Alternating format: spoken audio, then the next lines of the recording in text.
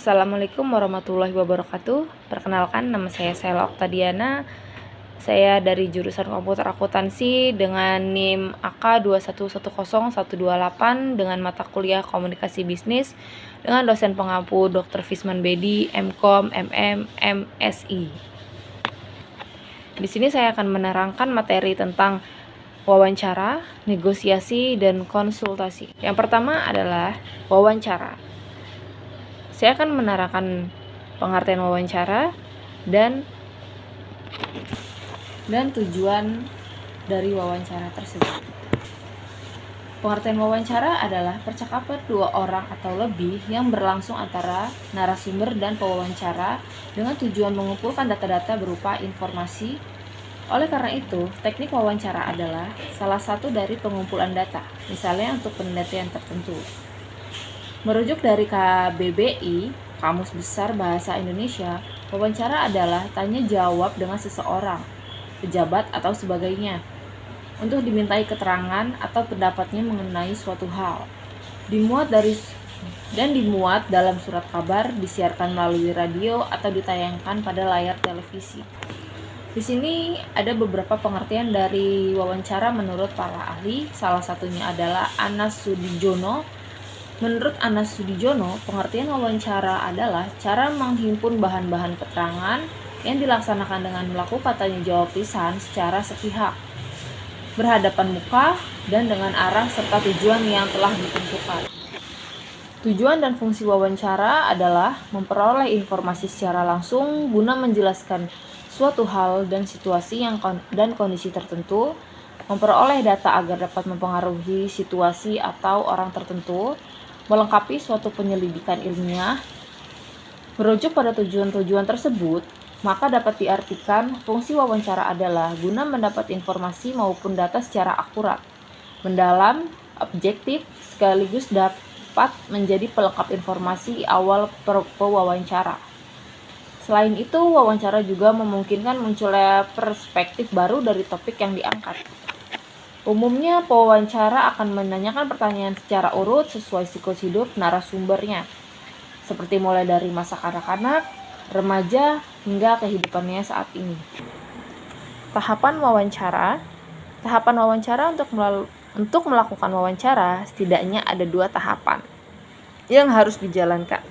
Tahapan-tahapan wawancara tersebut diantaranya, yang pertama, tahap persiapan. Dalam tahap persiapan wawancara, tentukan tujuan atau topik serta informasi apa yang ingin digali ketika wawancara terlebih dahulu.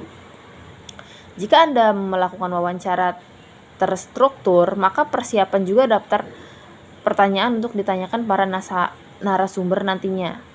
Setelah itu, sebaiknya Anda juga menghubungi narasumber terlebih dahulu untuk menentukan jadwal dilakukan wawancara tersebut beserta hal teknis lainnya.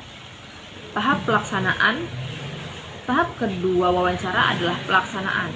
Sebagai pewawancara yang baik, bukalah sesi wawancara dengan salam dan pastikan Anda juga mengedepankan tata krama serta sopan santun.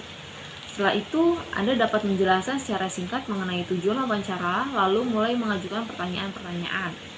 Rekam atau catatlah jawaban narasumber dengan seksama. Hindari untuk meminta narasumber mengulangi jawabannya.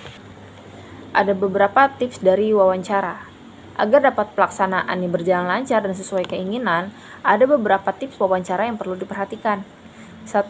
Mulailah dengan informasi fakta dan mengajukan pertanyaan mudah. 2.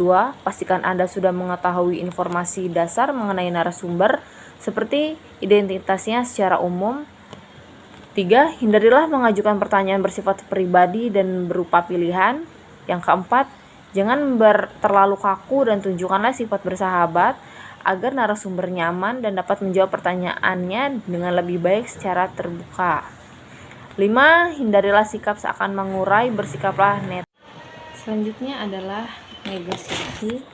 Pasti semua orang pernah melakukan negosiasi, baik negosiasi secara formal atau negosiasi secara non-formal. Negosiasi dilakukan untuk mencapai sebuah tujuan, seperti untuk mencapai kesepakatan. Negosiasi juga tidak hanya dilakukan oleh 2 pihak saja. Dalam negosiasi bisa dilakukan oleh banyak pihak. Pengertian negosiasi sendiri adalah proses tawar-menawar dengan berunding guna mencapai kesepakatan bersama antara satu pihak atau kelompok atau organisasi dan pihak kelompok atau organisasi yang lain. Negosiasi juga dilakukan dengan cara kepala dingin agar kita bisa menemukan jalan keluarnya dari masalah yang kita hadapi saat bernegosiasi. Ada manfaat dari bernegosiasi. 1. Terciptanya kerjasama antar pihak untuk mencapai tujuan masing-masing. 2. Bisa timbul saling pengertian antar pihak yang melakukan organisasi negosiasi. 3. Terciptanya kesepakatan yang menguntungkan semua pihak yang bernegosiasi. 4. Terbentuknya interaksi yang positif antar pihak yang melakukan negosiasi yang kemudian bisa berdampak luas ke lebih banyak orang. Syarat negosiasi. Ketika sedang bernegosiasi, diperlukan beberapa syarat agar kegiatan ini dapat berjalan dengan baik dan bisa dipertanggungjawabkan ke depannya. Seperti yang akan dijelaskan di bawah ini. Kedua belah pihak harus saling setuju. Kedua belah pihak mempunyai kerja sama dan tujuan yang ingin dicapai. Dan proses tawar-menawar ini harus dilakukan oleh 2 orang atau lebih. Jika tidak menemukan kesepakatan dari kegiatan ini, kedua belah pihak harus berbesar hati untuk mencari kesepakatan. Selanjutnya adalah konsultasi. Seringkali dalam memutuskan suatu permasalahan atau hal lain, kita membutuhkan bantuan maupun saran dari orang lain supaya keputusan yang diambil dapat lebih sesuai. Hal ini yang membuat banyak orang memilih konsultasi dengan pihak ketiga untuk membantu menyelesaikan masalah mereka. Jadi, tidak heran jika sekarang ini banyak sekali jasa konsultasi yang bertujuan membantu menyelesaikan masalah klien dengan berbagai persoalan. Sebenarnya apa yang dimaksud dengan konsultasi? Secara umum, konsultasi dapat dikatakan sebagai suatu proses memberikan bantuan pada seseorang yang dilakukan oleh para ahli dan paham bagaimana cara menyelesaikan masalah dengan tepat. Berdasarkan pengertian konsultasi tersebut, maka tidak heran jika jasa konsultasi sekarang ini banyak diminati dan dicari oleh orang-orang yang memiliki masalah. Sebelum melakukan proses konsultasi, sebelumnya konsultasi akan melakukan tahap-tahap prakomunikasi untuk mempermudah mereka dalam memecahkan masalah klien. Berikut di bawah ini adalah beberapa tahap pelaksanaan konsultasi. 1. Pra-entry.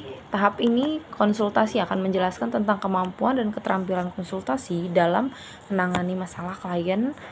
Konsultan juga akan menjelaskan tentang nilai-nilai kebutuhan dan tujuan individu maupun organisasi konsultasi itu sendiri. Yang kedua, entry. Konsul akan mengungkapkan masalah yang sedang dihadapi dan nantinya konsultan akan menetapkan langkah apa yang harus dilakukan. Yang ketiga, gathering information. Setelah 2 tahap sebelumnya, konsultan akan mulai mengumpulkan informasi dengan berbagai cara seperti interview, observasi, pertemuan kelompok, memberikan pertanyaan, dan lain sebagainya. Yang ketiga, defining problem.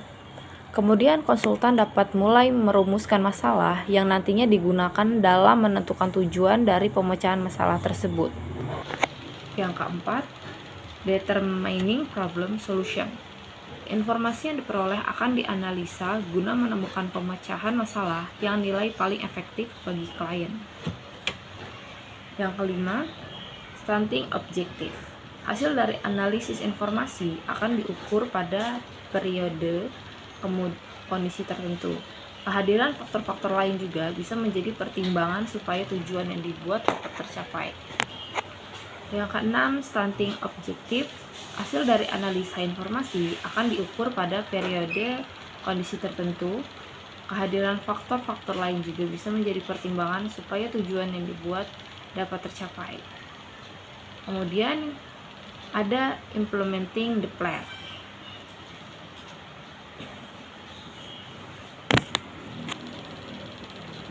Implementing the plan adalah rencana yang sudah dibuat dapat diimplementasikan dengan cara mengikuti pedoman yang ada supaya hasilnya sesuai dengan yang diharapkan. Kemudian evaluation. Berbagai aktivitas yang sedang berjalan harus dievaluasi dan dimonitor karena hal tersebut dibutuhkan untuk mengevaluasi aktivitas si konsultan. Yang terakhir adalah termination. Pada tahap termination, kontak langsung antara konsul dan konsultan akan berhenti. Namun pengaruh dari proses yang dijalani diharapkan dapat tetap berlanjut. Adapun tujuan dari konsultasi, memberi informasi yang diminta oleh klien, memberi solusi untuk memecahkan suatu masalah, melakukan diagnosis guna mendefinisikan masalah yang dihadapi klien, memberikan rekomendasi, membantu implementasi menyelesaikan masalah dengan berbagai pendekatan, membangun konsensus dan komitmen, memfasilitasi pembelajaran klien, meningkatkan efektivitas organisasi. Demikian keterangan tentang wawancara, negosiasi, dan konsultasi. Sampai